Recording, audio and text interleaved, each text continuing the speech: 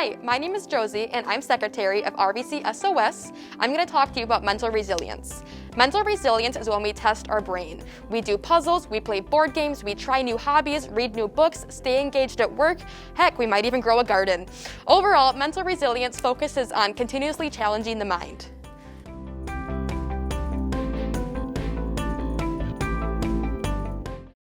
Thank you for coming. And I'm glad that you're here too, because I want them to be here to see what someone who is at Rock Valley, who has been here a couple years now, has to tell them. So tell us about your actual role here at Rock Valley. My name is Joe Woolford. I'm a coordinator of new student enrollment here. So I help students with their first semester of classes, sometimes their first year too. Like we'll have students come back to us after their first semester too. Mainly working with different high schools and just making sure that initial process of getting into the college is as smooth as possible, and really trying to break down some of those barriers that they have as far as like fears or just overall questions they've got about the process. That's good. Well, we hear that you have also found a way to develop cognitive resilience and to keep your mind sharp. How did you start doing live storytelling? So that started with one of my friends introduced me to a podcast called The Moth. It's part of NPR. And what they do is 5-minute live storytelling. What they'll do is they'll have 10 people speak a night. They've got 3 locations in Chicago. They've got locations all across the country. But what you do is they pick a random topic for the night, and they'll let you know like a week ahead of time before you buy your tickets if you want to prepare your story. And then when you get there, you write your name down on a paper, fill it out, like waving your rights, say, yes, you can record this, and put your name in a hat. And then the host pulls the first one, and after that, the first person goes, then they come and they pick the next person, and you don't know if you're going to go or not. There's just an interesting energy that everybody is so excited to hear your story. Doesn't matter what it is or what the topic is. They're so happy to hear a funny or a sad story, but just that you get to like be yourself. And they want you to do that. And that really like cut out a lot of fear of it. I was like, okay, the next time I'm coming to these, like I'm putting my name in the hat. I don't care. And I did it the next show, and they ended up having 11 names. So one person wasn't going to get to do it. And it got through all the way to the 10th person. I'm just getting so anxious the entire time. I'm like, and this guy next to me is like, did you put your name in there? I was like, I sure did. He's like, oh, and every time they'd pull him, he's like, is this it? I'm like, not this time. And they got to the 10th person, and it wasn't me. So what they do is they bring up somebody at the end, anybody who didn't tell their story, and you get to do like a 1-sentence kind of like intro bit to like a little tidbit to get everybody excited. And then you just walk off stage. And what I did is I came up and gave my little spiel, and everybody was just dead silent as I did it, because I was like, all right, and I'll go. And they all just like said like, and I'm not going to give it away yet since I'm going to tell that story, but they were just like, no, like you have to tell. And I turned back at the host, and she was like, just tell the story. I don't care. Like, I'm on the edge of my seat. So I just stood there and like told it. And again, this is the first time I'd spoken in front of a group of like almost 200 people at this like small venue, and realized that like it wasn't as bad as I was expecting, because the lights like being on you, great. You can't see anybody. You can see maybe the front row, but it's just, you could just feel like the energy of everybody. Like I said too, they want to hear the story. And even when you're staying up there, like that fear kind of goes away as you feel that, like people wanting to know this story. So the story that I alluded to at the beginning, the first story I ever told when I was doing live storytelling at the Moth, was about how I came to deal with the fact of knowing that my birth father had actually, when I was 2 years old, he was going through a divorce with my mom, and things weren't really working out. They were trying to get it together, and then she had just finally told him like, hey, like stop calling me, like I need to work. She turned her phone off, and he came over to her apartment with 2 guns. He shot her, and then was intended to shoot me apparently, but did not, and then took his own life. And after that, like I was found the next day by one of my mom's coworkers, and I ended up getting adopted by one of my aunt and uncles, and then growing up with them. So this happened when I was 2 years old, so I didn't have any memories really of who they were, of who my parents were.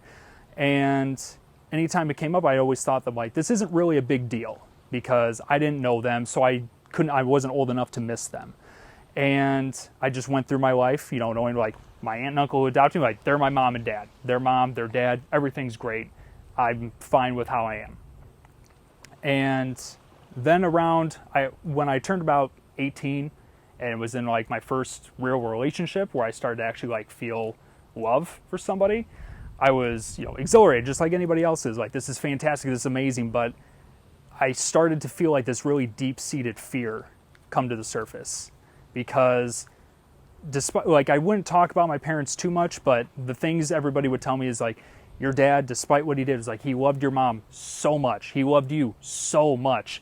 And it doesn't change the fact that he took her life, he took his own life, almost took mine. And I started to think, all right, if he could do it, if he loved somebody so much, if he loved us so much, what's meaning that I can't do the same thing? If I'm his son, that means there's parts of him in me. And it just started to really eat away at me, and all these issues that hadn't been a problem before started coming to the surface, and my relationship was falling apart. Everything was falling apart because I was really at war with myself. And I finally just made a stand. I'm like, okay, I have to know who he was. Like, I have to learn about him, because right now I don't have a past father. I was like, I have a boogeyman. There's a creature that's just like haunts my nightmares that is part of me. So I went down to here in Illinois to Streeter to see my aunt and uncle that are on my dad's side. It's my dad's brother and then his wife, my Aunt Becky and Uncle David. And they were actually one of the aunt and uncles that I almost got to live with. And I'd been going to see them like ever since I was a child too. So there was always really close between both sides of my family. And I just had to go there and ask them, like, I need to know like about my dad. And they've told me, like, if you ever want to know, just ask us. And it was just finally time. And my Uncle David, just despite what happens, he had all these stories. They weren't stories of like, oh, like this, somebody he feared. These were stories of a person, of a man he loved, someone who was just so lively and was there in his life. His older brother, he had all these stories. And one of, like, just so many that were so fun, like them going to down like by the creek in the winter, and they had like, my dad had modified one of these like cap rockets, and instead of filling it with the little bottle caps that pop, he loaded it with gunpowder and altered the top, and they tossed it up into the air, and as soon as it hits the ice, it explodes, and then they just freaked out and ran. Another time there was a bully in their neighborhood that was picking on his brothers, and my dad was ready to set him straight, and he was riding his bike around their little cul-de-sac, and he sat there with a broom handle and just waited out by the door. And as he came back around, he just rushes out and shoves it in the spokes and sends the kid flying. And just all these like crazy stories that my uncle is just like in tears. He's laughing so hard, and I'm laughing too, because at this point I'm not seeing like a monster. I'm seeing a man. I'm seeing a person, someone who was not only part of my life, but was part of their life. And I started to realize too, like, that we are different. Like, I'm hearing all these things that we have in common, like the way we both like to tinker with stuff and are more nerdy. Like, everybody else in the family was more like into sports, but my dad was more into like technology and tinkering with things. I'm like, that's the same way I am. But I started to really see where he was different, because in some ways he would be more standoffish of like and selfish of his own feelings, and whereas I'm like a very like emotional person for those around me, like, and I care about everybody. And I started to just get more and more things that are like, instead of us being the same person, like how we're different. And we finally did a big thing too, where both my uncles, they took me to my dad's gravestone that was there. And in the entirety of my life at that point, I had never been there. So we went there, and it was really like, again, I didn't know what to expect. And I sat there, and we were at his grave, and I just I broke down crying, because in my heart, I finally decided that, like, after hearing all these stories and knowing how he doesn't have to haunt me, he's not, what he did isn't a curse that's going to become part of me, like, I forgave him. And then I came back home and I went to my mom's gravestone that was nearby, and I went there and like kind of had a moment telling her that I forgave him as well. And there was just a weight that lifted, because I didn't have this shadow like hanging over me anymore. Another thing we did was I actually got some home videos of my mom and dad and got to hear their voice for the first time. And it's just something you don't know how to handle. Again, when I was 18, like hearing their voices, hearing them laugh and seeing me as a kid, I'm like, this is insane. These people, again, now they're not strangers, and they felt so real. And I realized that even though they hadn't been there for my life, they'd been there for everybody else's life. These were people that mattered not only to me, but they mattered to my family. And knowing that they're gone, and that like it's not something I can just push away, but like, okay, it doesn't matter. Like, it does matter. It matters because they're why I'm here. The best, I've been told by my family, they're like, you got the best parts of them. And there's parts of them I did, I get, maybe my dad's temper or some of the things like that I still have that I deal with. But I realized that I spent a lot of time, and I think a lot of people do this too, is like you try to hold out, like, and you think of resilience as a way of keeping the rest of the world out. Like, you can take whatever the world throws at you, and I thought I could, but your walls can be as strong as they want. It doesn't matter if the house is burning from the inside. And I was shoving down all of these emotions anytime I was angry or sad. Like, I was like, this means I could be just like him. And I started to find a new hope that I could actually embrace the parts of myself that I didn't like, and realize that even though I don't like them, they're still part of me. The part of me that's sad, the part of me that's angry is just as important to me as the part that's happy, the part that loves telling stories and just being around people and my family. And I just was able to finally, accept my dad as a person and as my father, and not just some monster that haunted me. And I think that's really what's important with storytelling, is going through all this, like, just try something. Even if it's not standing up here telling a story to like a bunch of people, tell a story to a friend.